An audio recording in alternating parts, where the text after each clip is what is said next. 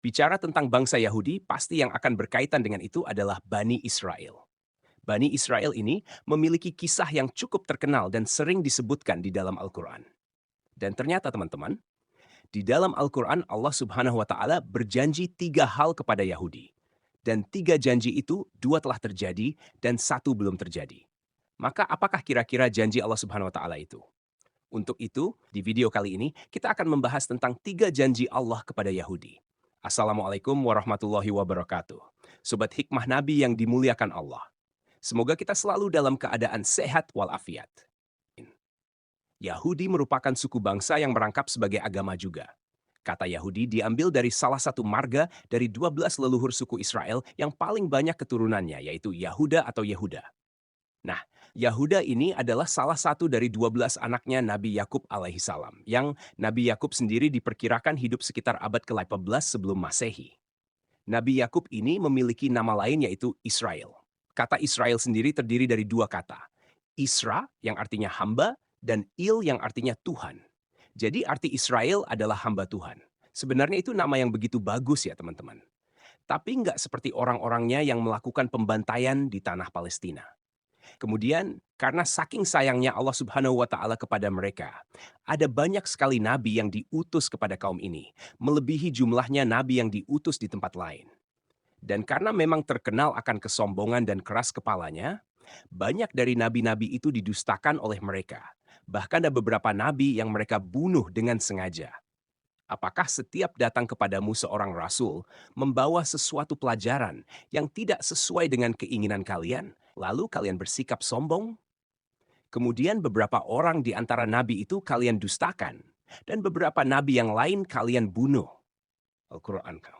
Mereka dikatakan membunuh Zakaria, Yahya, dan nabi-nabi lainnya. Padahal mereka tahu itu tidak dibenarkan. Dan Allah Subhanahu wa Ta'ala juga menyebutkan bahwa orang-orang Yahudi itu telah berupaya untuk membunuh Isa, tapi tidak berhasil. Bangsa Yahudi memang terkenal sebagai bangsa yang sering meremehkan bangsa lain. Mereka selalu menganggap bahwa bangsa merekalah yang terbaik dan paling istimewa yang ada di bumi. Kelakuan bangsa Yahudi ini ternyata bukan sekadar kebetulan, sebab Al-Quran telah menjelaskan tindak tanduk bangsa Yahudi. Allah Subhanahu wa Ta'ala berfirman, "Dan telah kami tetapkan terhadap Bani Israel dalam kitab itu, sesungguhnya kamu Bani Israel akan membuat kerusakan di bumi ini 2 kali, dan pasti kamu akan menyombongkan diri dengan kesombongan yang besar. Maka apabila datang saat hukuman kejahatan yang pertama dari kejahatan itu, kami mendatangkan kepadamu hamba-hamba kami yang mempunyai kekuatan besar, lalu mereka mencarimu keluar masuk kampung ke seluruh negeri. Dan itulah ketetapan yang pasti terlaksana." Al-Quran Surat Al-Isra ayat ke-4 sampai 5. Ayat itu diturunkan di Mekah jauh sebelum kaum muslimin punya kekuatan di Madinah. Dalam sejarah yang tercatat, bangsa Yahudi ini telah berkali-kali mengalami kehancuran sebelum datangnya Islam. Dahulu kala, keberadaan bangsa Yahudi pernah hampir punah oleh kekuatan Babilonia dan Romawi. Ketika itu, Yahudi ditaklukkan oleh Babilonia yang dipimpin oleh Raja Nebukadnezar. Itu terjadi sekitar abad ke-5 sebelum Masehi, sedangkan penaklukan bangsa Romawi kepada bangsa Yahudi terjadi antara tahun 66-135 Masehi. Allah Subhanahu wa Ta'ala berfirman, "Dialah yang mengeluarkan orang-orang kafir di antara ahli kitab dari kampung-kampung mereka pada saat pengusiran pertama. Kamu tidak menyangka bahwa mereka akan keluar, dan mereka pun yakin bahwa benteng-benteng mereka dapat mempertahankan mereka dari siksa Allah. Maka Allah mendatangkan kepada mereka hukuman dari arah yang tidak mereka sangka-sangka, dan Allah melemparkan ketakutan dalam hati mereka. Mereka memusnahkan rumah-rumah mereka dengan tangan mereka sendiri dan tangan orang-orang mukmin. Maka ambillah kejadian itu untuk menjadi pelajaran, hai orang-orang yang mempunyai pandangan Al-Quran, Surat Al-Hasr." Ayat kedua, pengusiran dan kehancuran bangsa Yahudi, yang pertama kali mengakibatkan orang-orang Yahudi terpecah dan tersebar ke seluruh negeri.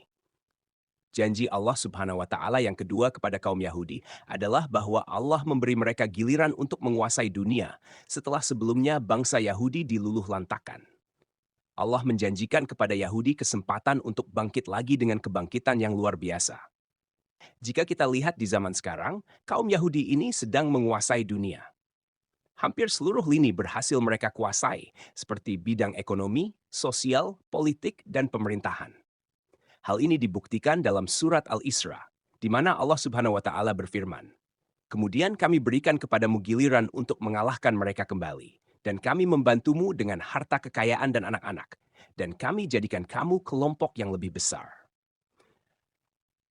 Jika kita mendengar ayat tersebut, bukti nyatanya dapat kita lihat bahwa di Amerika, yang memiliki hanya sekitar 2% orang-orang Yahudi, mereka berhasil menguasai berbagai sektor penting. Tidak hanya itu, sebagian besar teknologi-teknologi canggih di dunia sekarang diciptakan oleh orang Yahudi. Kini terbukti janji Allah Subhanahu wa Ta'ala yang kedua. Bangsa Yahudi berhasil membalas sakit hatinya dengan menduduki kembali negeri Syam atau Palestina.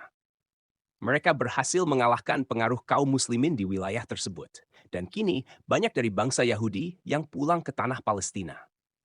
Kepulangan mereka ke negeri yang dijanjikan tak bisa dicegah oleh kaum muslimin. Kesombongan bangsa Yahudi pun meningkat seiring dukungan ekonomi dan militer dari Barat. Derita umat Islam di Palestina akibat penjajahan Yahudi Israel menyebabkan kesedihan umat Islam di seluruh dunia. Kekejian yang dilakukan Yahudi Israel hanya akan mempercepat datangnya siksaan dan hukuman dari Allah Subhanahu wa Ta'ala. Hal ini sebagaimana yang dijanjikan Allah di dalam Al-Quran. Jika kamu berbuat baik, berarti kamu berbuat baik bagi dirimu sendiri. Dan jika kamu berbuat jahat, maka kejahatan itu bagi dirimu sendiri. Dan apabila datang saat hukuman bagi kejahatan yang kedua, kami datangkan orang-orang lain untuk menyeramkan muka-muka kamu, dan mereka masuk ke dalam masjid sebagaimana musuh-musuhmu memasuki pada kali pertama, dan untuk membinasakan sehabis-habisnya apa saja yang mereka kuasai. Al-Isra ayat 7. Dari ayat itu, Allah Subhanahu wa Ta'ala memastikan bahwa suatu hari nanti bangsa Yahudi akan dimusnahkan dari muka bumi. Dan kaum muslimin pun akan kembali menguasai Masjidil Aqsa yang kini tengah diupayakan untuk dihancurkan oleh Yahudi di Palestina.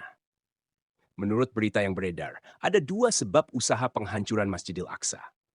Sebab pertama adalah bahwa menurut pemahaman mereka, di bawah tanah Masjidil Aqsa terdapat kuil Sulaiman, dan Yahudi berusaha mengeluarkan kuil tersebut dari dalam tanah yang nantinya akan mengakibatkan runtuhnya Masjidil Aqsa.